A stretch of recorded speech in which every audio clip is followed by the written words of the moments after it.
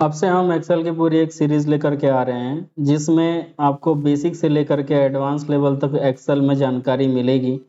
लेकिन उससे पहले हम समझते हैं कि एक्सेल की हमें ज़रूरत क्यों है।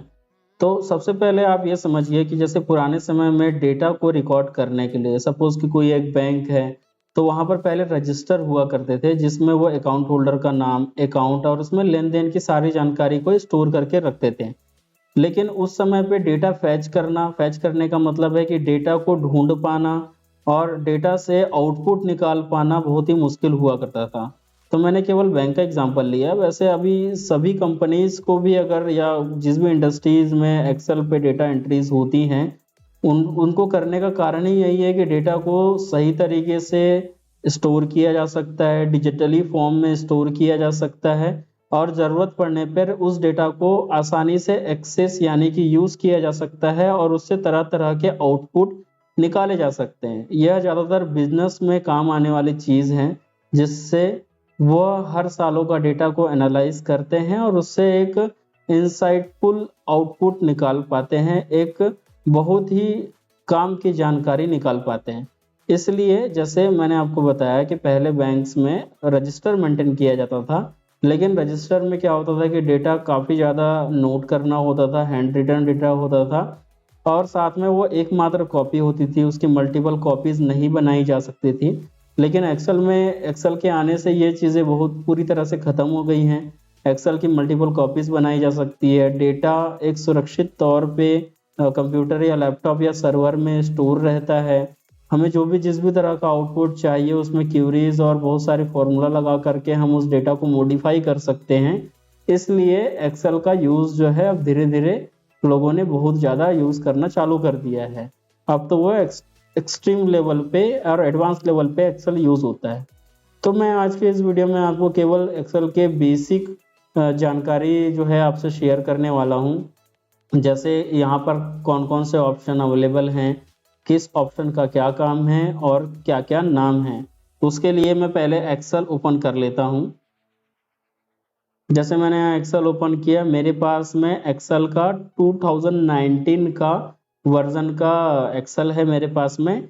आप चाहें तो इससे लेटेस्ट या इससे पुराना भी यूज़ करेंगे तो भी सेम इफेक्ट है अभी के लिए जब आप बेसिक लेवल पे सीख रहे हैं। सबसे पहले यहाँ देखिए, इसे हम टाइटल बार कहते हैं। टाइटल बार इसलिए कहते हैं क्योंकि इस एक्सेल का नाम जो है यहाँ पर दिया हुआ है। आपके कंप्यूटर में यह किस नाम से सेव है यहाँ लिखा हुआ है, लेकिन अभी क्योंकि हमने फाइल को सेव नहीं किया हुआ है इसलिए बाय डिफ़ॉल्ट नाम इसका बुक 1 करके आता है। मैं इस फाइल को सेव करता हूँ। सेव करने के लिए फाइल में जाऊँगा, सेव एज या सेव फर्स्ट टाइम सेव कर रहे हैं तो आप दोनों में से कोई भी ऑप्शन यूज़ कर सकते हैं। आप सोच रहे होंगे सेव 2 बार दिया हुआ है तो उसका दोनों का अलग अलग यूज़ है, हम आगे जानेंगे कि क्या क्या यूज़ है। अभी हम इसको सेव कर लेते हैं, ब्राउज कर लेता हूँ और डाउनलोड पे डेमो 1 लिख देता हूँ, सेव कर देता हूँ। तो देखिए यहाँ पर डेमो 1 नाम आ गया, यानी कि इस एक्सेल का नाम डेमो 1 हो गया है। अब उससे नीचे देखते हैं तो यहाँ पर बहुत सारे मेन्यूज दिख रहे हैं, जैसे home, insert, draw, page layout, formula और भी बहुत सारे मेन्यूज हैं। इसलिए इस वाले ऑप्शन को मेन्यू बार कहते हैं। इस मेन्यूज के अंदर में बहुत सारे सेक्शंस होते हैं, जैसे clipboard section, font, alignment, number, वैसे ही सभी अलग अलग ऑप्शन में अलग अलग सेक्शंस होते हैं। तो इस पूरे पर्टिकुलर स्टेप को, इस पूरी स्ट्रिप को रिबन कहते हैं और रिबन जो है सेक्शंस में बटा हुआ होता है। उसके नीचे हम देखेंगे तो इसको हम नेम बॉक्स कहते हैं क्योंकि ये सेल की वैल्यू यानी सेल के नाम को दिखाता है। इस वाले बॉक्स को देखेंगे तो ये फॉर्मूला बार है क्योंकि हम इसमें फॉर्मूला लिखते हैं। बेसिकली किसी भी सेल में कुछ भी लिखते हैं तो वो यहाँ फॉर्मूला बार में दिखता है। उसी तरह से थोड़ा नीचे देखेंगे तो ये ABCD जो लिखा हुआ है ये कॉलम्स हैं। जैसे मैंने D कॉलम को सिलेक्ट कर लिया, C कॉलम को सिलेक्ट कर लिया। उसी तरीके से यहाँ 1 2 3 4 जो लिखा हुआ है वो रो है, जैसे मैंने रो नंबर 3 को सिलेक्ट कर लिया। वैसे ही कॉलम और रो के कॉम्बिनेशन में जो बनता है उसे सेल कहते हैं। जैसे C कॉलम और 3 नंबर रो, इसका जो कॉम्बिनेशन हो रहा है, जो मिल रहा है जहाँ पर वो यहाँ मिल रहा है, इसे हम सेल कहते हैं। और इस सेल का नाम पड़ जाता है C कॉलम का 3 नंबर रो यानी कि C3। ठीक है, उसी तरह से आप यहाँ क्लिक करें तो इसका नाम है H7। ये आपको ध्यान में रखने की ज़रूरत इसलिए है क्योंकि हम जब भी कोई फॉर्मूला या रेफरेंस में काम करते हैं या आगे चल के हम कोई फॉर्मूला लगाएंगे तो हमें इस सेल का नाम पता रहना चाहिए। वो कहाँ से पता करेंगे, वो हम वहाँ पर क्लिक करके यहाँ पर नेम बॉक्स में देख लेंगे। अब थोड़ा नीचे आते हैं तो यहाँ पर शीट 1 लिखा हुआ है, इसे हम वर्कशीट कहते हैं। ये पूरा इंटरफेस जो आपको दिखाई दे रहा है ये स्प्रेडशीट है। तो ये जो एक्सेल है ये एक स्प्रेडशीट प्रोग्राम है। एक स्प्रेडशीट के अंदर में मल्टीपल वर्कशीट आप ऐड कर सकते हैं। ये शीट नंबर 1 है, ये वर्कशीट नंबर 2 है, ये वर्कशीट नंबर 3 है। ऐसे ही अपनी ज़रूरत के हिसाब से मल्टीपल शीट्स को आप ऐड कर सकते हैं।